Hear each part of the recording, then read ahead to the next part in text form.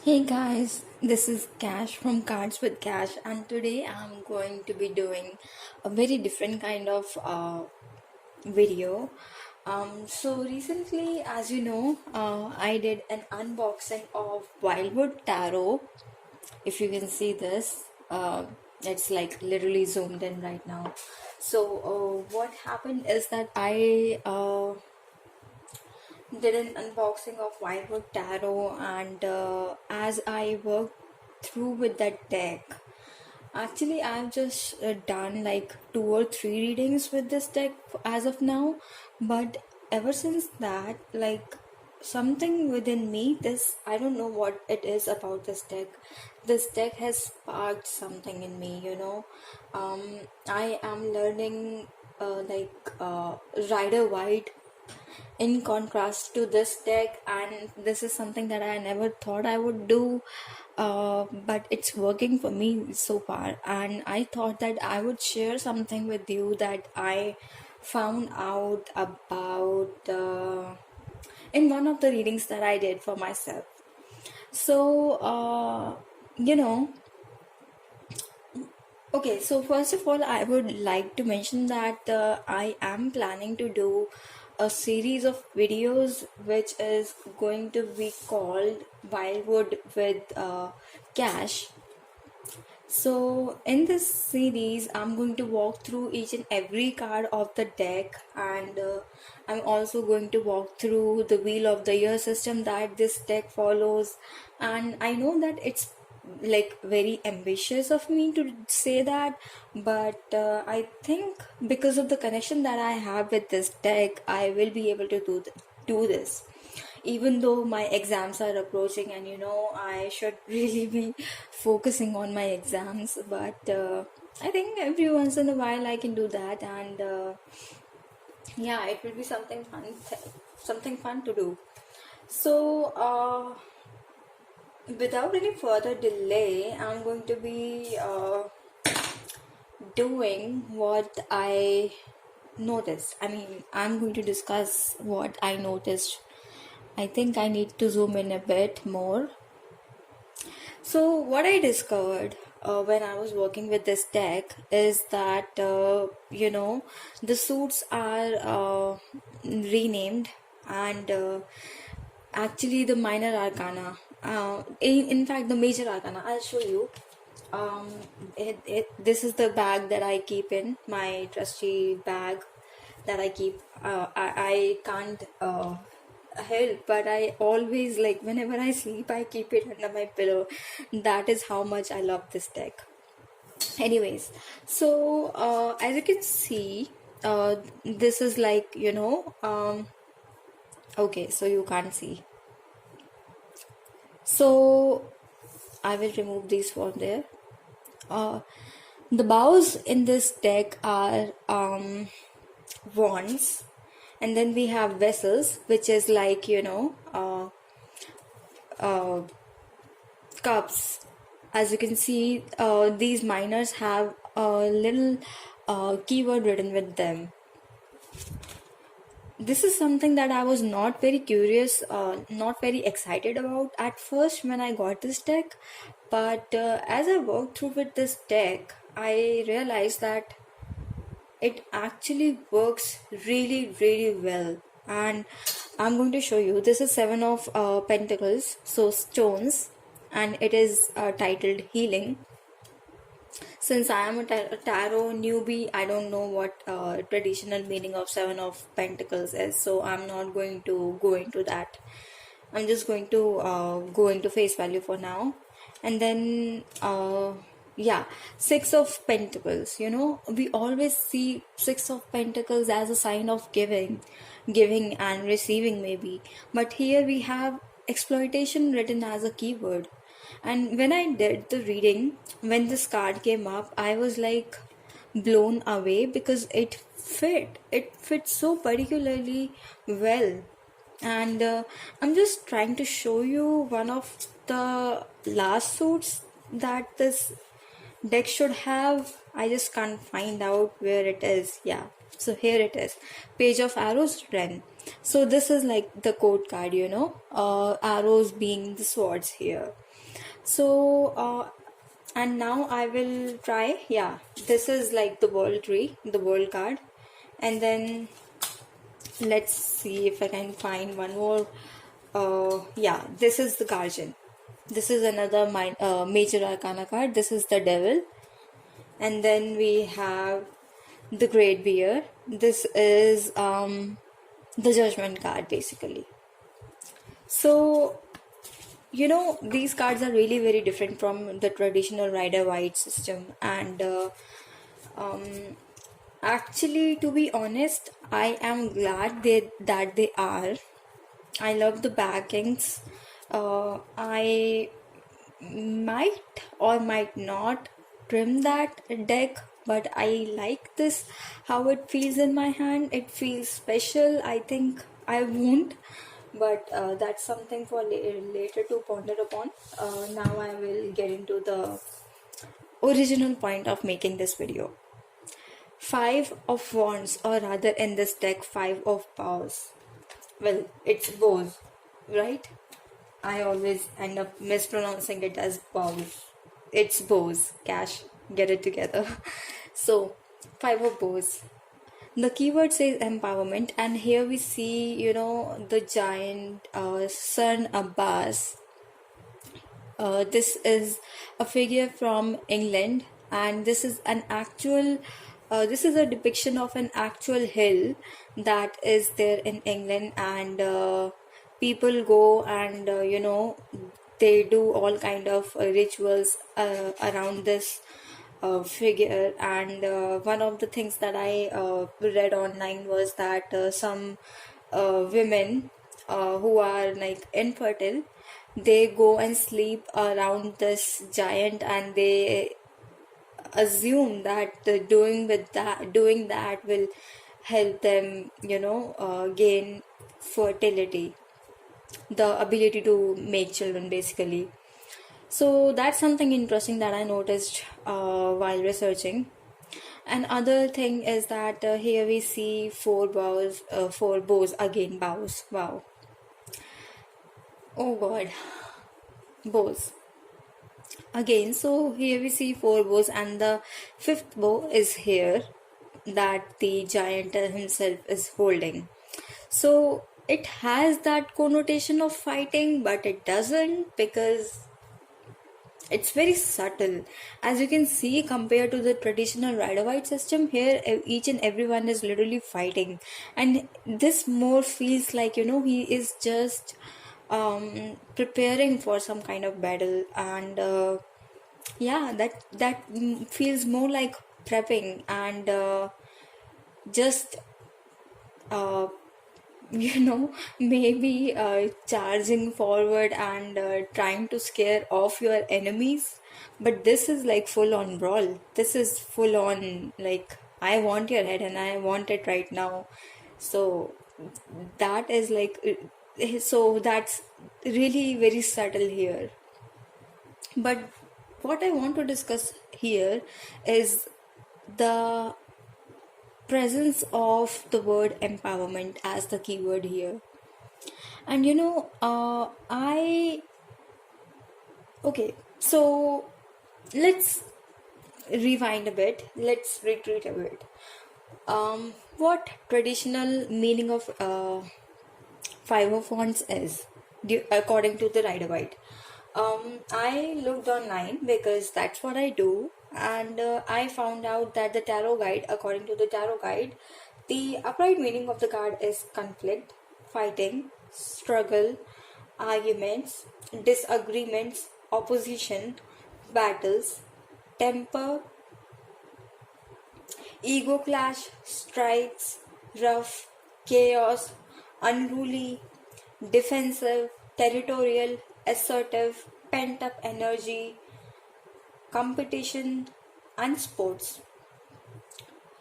What I feel intuitively is also that this might be the card that if a student comes for a reading, this might be the card that you would get for exams, maybe. I don't know why I feel, but I feel that intuitively. So so now that we have the upright meaning of this Five of Wands, the traditional Five of Wands, the Rider-Waite depiction of Five of Wands clear.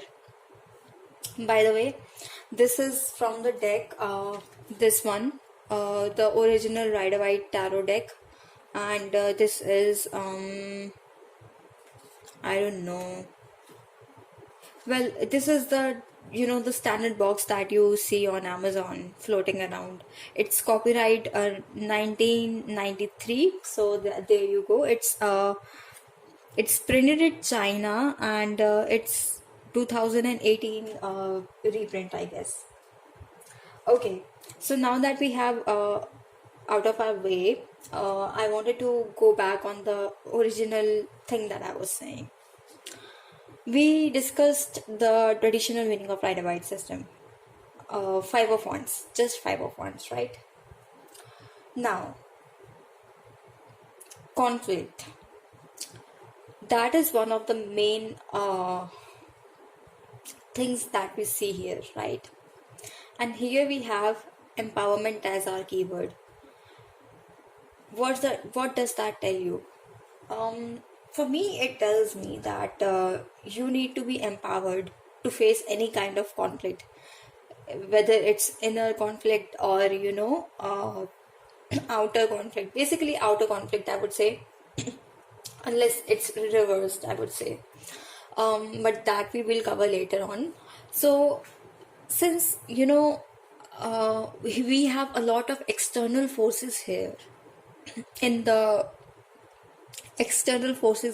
traditional Rider-Waite depiction of the card, what I would say is that the conflict that comes from this card, that the energy of the conflict that this card entails is external.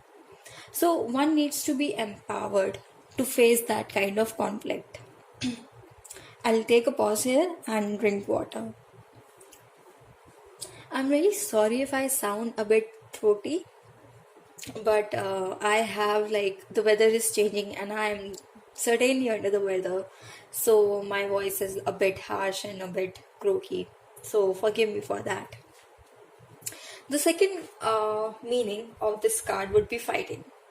And yes, if we are going to consider physical fighting, for example, or maybe struggle, or maybe not struggle but battle, some sort of physical battle, you need to be empowered, you need to be physically empowered to take charge of that, and then there comes arguments. And I feel that even if you are participating in some sort of debate, which I feel Five of Wands could certainly entail and could mean, friendly debates, debates that we have in kind of college setting, or maybe even school setting, or even some sort of PowerPoint presentation that we are going to show in our office, in our corporate life. That also, according to me at least, comes under the umbrella term of debate, because you have to stand for something that you believe in, you have to stand for something that is your idea, and you have to pitch it to others, which is like totally Five of Wands for me, at least for now, because I am really I'm a newbie when it comes to tarot, right? Let's just end it at that. So, I mean, we need to be empowered. We need to be really empowered when we have to stand our ground and, keep our ideas, keep our,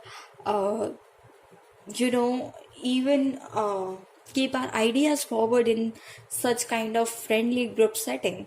Even if it is physical battle, we need to be empowered. If it is argument, we need to stand our ground, we need to be empowered. I cannot drill that enough. And disagreements, right? This is disagreement all over. And even if that is if you are handling a disagreement with maturity, and you are open to, realizing that yes, what your perception is about a topic is, that might be wrong. Even the idea of that you might be wrong, what you think is the what do you think that you okay, let me rephrase it. What do you think is the reality of the world? What do you think is the reality of the world, and how this world works? That might be wrong. Your perception might be wrong. Your The way you assimilate the world around you might be wrong. That acceptance, just the openness towards that idea that you might be wrong, that is empowerment. That is like hardcore. I would put it like that person who has achieved this kind of openness and this kind of, perception, is really very comfortable with themselves and has done a lot of shadow work basically. And they are like literally open to literally anything in this world, and they are like vibrating on such a high frequency and such a high vibration world, that they are actually doing the inner work as they go through life. And that is basically empowerment, then we have opposition again. That's self-explanatory. You need to be empowered when you are facing some sort of opposition, when you are, in some sort of competition. And temper and ego clash, yes, that is actually a shadow side, a shadow trade of empowerment. And I would say that that is something, even if you find yourself in that kind of setting, you need to be empowered. Even like even if you have to express your anger or ego clash, even though it's not healthy, but it's still part of life, right? That needs some spine. That is where empowerment comes from, And then we have unruly, defensiveness is again, defensiveness, I would say, it's not like psychological defensiveness, that for example, you being defensive when someone confronts you, and you telling them that it's not their place to tell you some stuff, that is not the kind of defensiveness I'm telling here. At least what I feel this card would say is, this is like actually physically defending yourself, because if you don't defend yourself here in this setting, you are going to get hit by at least 4 other people.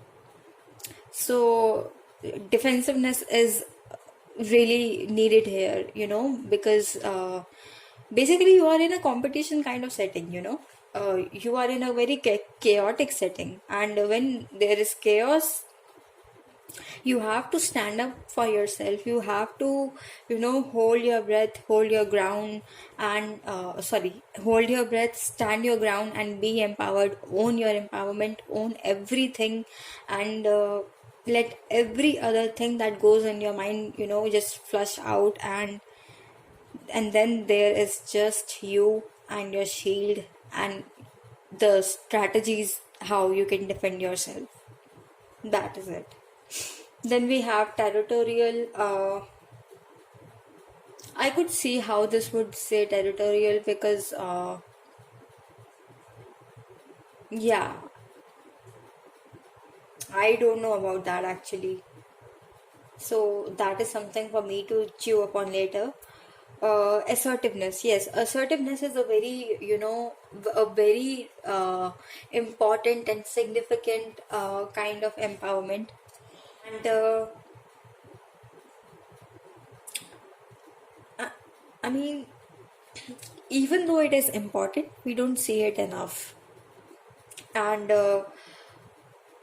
when someone, achieves that, it's really a happy moment. And then the next keyword is pent up energy, competition. We all covered that. Pent up energy is, of course, when you are in this sort of setting, you are going to channel your pent up energy. Even arguments, they bring up that pent up, repressed emotions forward, and you just explode basically. That's what all chaos is about, right? So that's what I felt that this card represented really well. Actually, it it hit right on the mark, because I never thought of this way. Never thought of Five of Wands, of looking at Five of Wands from the lens of empowerment. And this card did it for me. I mean, you can do neither of this if you are not empowered. How simple and yet how enlightening is that, right? Now let's talk about, what if this card is reversed? I'm not at all graceful with my cards, I'm so sorry. Anyways, so according to Tarot Guide, the Five of Wands in reverse card position would represent compromise, solution, end of conflict, struggle, peace, harmony, battle fatigue, shy, intimidated, suppressed temper, lack of competition, extreme aggression, seeking conflict, cancel sports. Now, if this was, even though I don't use this card, this tarot deck right here, even though I don't use it for reversals as of now, because I'm just exploring how to work with it, so I can see that one day I will use reversals in this deck, because it is so versatile, it is so enlightening, and I do want to honor the fact that tarot is supposed to be read with reversals, at least according to me, because I'm a traditionalist. So if this card were a reversal, I would say that the person is not empowered enough to face any of this setting. The settings being conflict, fighting, struggles, arguments, disagreements, opposition, battles, temper, ego clash, strikes, rough, chaos, unruly, defensive. Yeah, and I would say that perhaps this individual is defensive about himself, psychologically speaking. That if someone confronts him, he becomes defensive. And then he's definitely not an assertive personality. And yeah, basically he has a lot of suppressed temper, and all of this, the inability to be in this kind of setting for reversed, for any querent who receives this card in reverse position. I would say that it comes from not being empowered, because that person has too many inner conflicts, and he has inner conflicts, and he avoids conflict as well. This is someone who perhaps would not be able to handle any sort of confrontation in his life, and yeah, that is basically it. So that was my comparison, for these two cards. Now I am going to see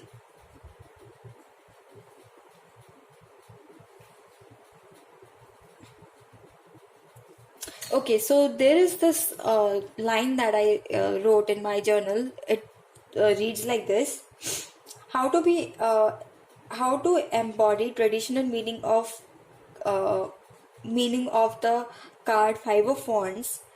You have to be empowered. So it's almost like something more deeper than the original meaning of Five of Wands, right? Yeah, that I can see that. So basically, what I'm trying to say here is that you know, if you want to be yeah, be in this kind of setting, you have to, stand your ground. You have to be empowered, and you can't do that. I mean, this card also means the same if you choose to read it in traditional Rider-Waite system, but it runs deeper than that. I would say that it is talking about empowerment. It is talking about the need for empowerment, because what you are going to face is this, and if you are going to face this, you better be empowered, man. So that is something that we have to appreciate that this deck goes into. Then I have written one more thing: the comparison of reversed, and yeah, these two cards in reverse. So graceful, Cash, amazing. Anyways, the cornet is not ready to be in any sort of traditional settings of Five of Wands. He is probably battle fatigued, not ready to face arguments, conflicts with people because of lack of empowerment and inner conflicts. Obviously, I said that already. But here we have that the added element of battle fatigue, because I would say that this person has gone through a lot, and now they are battle fatigued, which means PTSD. And this is probably why I got this card, because I suffer from PTSD, as is the common knowledge on this channel if you watch my videos regularly. So with that, I'm going to, you can choose to click end from this video, because this is all I am going to talk about. This was the only comparison that I had to do about these cards. To talk about my goddesses, about that I'm working with three primary goddesses that I'm working with in the year 2020. 2020. I'm so sorry. My throat is like all harsh right now. So you can click off of this video, because this was it for the two comparison. Now I'm just going to go into my own spiritual practice, and if goddess work is not something that you are into, then you can just click off. But if it is something that you are interested in, then you are welcome to stay. So this is goddess Hel, this is goddess Lilith, and this is Pegasus, for symbolizing the card of goddess Medusa. I don't know why they chose Pegasus, because honestly I would have loved it if they just went by Medusa. But anyways, this is the deck I'm using here. Goddess Knowledge Cards by Susan Bolle. Okay. So, Goddess Hel. The reason I am including these goddesses within this video is because they all represent empowerment for me. In some way or another, they touch upon the thematic scheme of empowerment, and I just wanted to discuss that, because this is something that I noticed in my own practice, and I was blown away when I noticed it. And that is why I say that this deck right here, Wildwood Tarot, is really, really profound deck, because it knew what I wanted, it knew what I needed actually, and it knew so well that it got me it it got right into the, roots of whatever was going on. It even tracked that, like, this was the second reading that I did with this card, this deck, and it gave me the card of PTSD basically. So I know that I have to be empowered. Anyways, now, coming back to the theme of goddesses, each and every goddess, goddess Hel, goddess Lilith, and goddess Medusa, have the theme of empowerment within their myths. Let's speak about goddess Hel for a minute. She is empowered goddess. She is the Nordic goddess of death, and she is the daughter of giant, half giant, I think, Loki, and yeah, she's one of the children, the three deadly children of Loki, and basically half of her body is corpse, and the other half is living. She rules the realm of dead, which is called Helheim after her name, and she accepts those who die of old age, who die of disease, and who die of any kind of natural death, any kind of death other than in battle. So she's an empowered goddess. She has her own realm and rules it solely without any mate, which is like very, very unique. I mean, even Persephone couldn't do that. She has Hades, and she rose to the status of queen of underworld. But had it not been for Hades, I don't think she would have done that. She would have been able to do that. So this is something that really blew my mind away, because she rules the realm without any mate. She is just. She does not make any exception for any rules that we can see in the myth of the death of Balder. Balder is another god, a Norse god, and she embodies empowerment. Even looking at her imagery evokes something empowered within you. That's what I feel, just accept, just imagine for a while that there is this chick who is half skeleton, half corpse, and the rest of her half body is basically covered in flesh. How deadly would be that? You would be terrified, right? But that's who she is. I mean, looking at her imagery evokes something really powerful in me. And I mean, this literally goes within the theme of empowerment. And this is why I wanted to touch upon this, because she is the goddesses that I'm working with this year, and I did not choose her consciously. I did goddess knowledge cards reading, like for the beginning of the year, and these three goddesses were the goddesses that came on their own, and goddess Hel kept coming again and again. She came three times, and I just knew that I had to work with her. There was no escape. So yeah, that is no chance at all.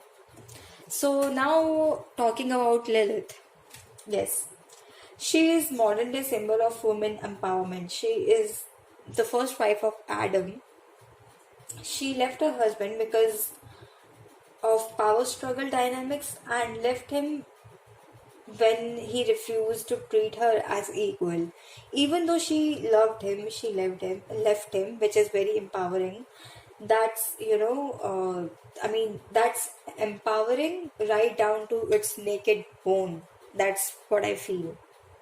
She is literally the only spirit who dared to utter the holy name of God as a form of rebellion, to tell that she is done with the conventional way of things, and the conventional way of things that are supposed to be, and she is ready to be punished, exiled, or whatever. That's fucking empowerment, and owning every bit of it, right to the intended and unintended consequences that comes with it. I mean, this is just raw empowerment, I feel. Raw women empowerment. Then we talk about Medusa, right? I wish I had a better photo of Medusa, but this is what I have, and well, I can work with this, right? Then we talk about Medusa.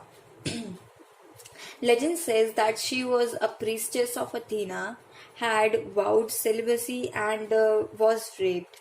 Then her patron goddess Athena,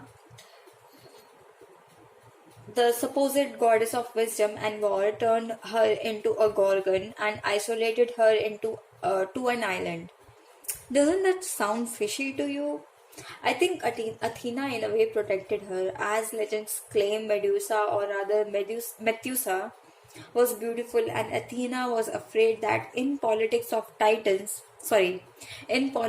Olympians, I'm so sorry, she won't be able to, save her and put her to justice again if she is ever sought after by a male deity. And so she gave her the ultimate form of blessing in disguise. Anyone who looks at her turns into stone. I mean, that is pretty badass, right? That way she will be protected. So Medusa, the snake-haired goddess, was believed to be put on temples in ancient Greek temples. I mean, you could see her imagery on the temples, on the entrances of temples, and it was supposed to evoke protection, and that's empowerment, in my opinion. So there were the three goddesses that I'm supposed to work with during this month, and I'm working with them slowly. But I just thought that this was like, a weird synchronicity, but a divinely guided synchronicity nonetheless. And I thought that this video would make uh, a right platform to discuss this. So make sure that you give this video a like if you like this video, and please subscribe to my channel. It will help me so much, and it will encourage me to make more videos like this. Again, make sure notice that I am going to walk through each and every card of this deck, Wildwood Tarot. So there are going to be probably 78, at least 78, but at least 90 videos for this, dedicated to only this tarot deck, because I am head over heels for this tarot deck. And yeah, I'm just going to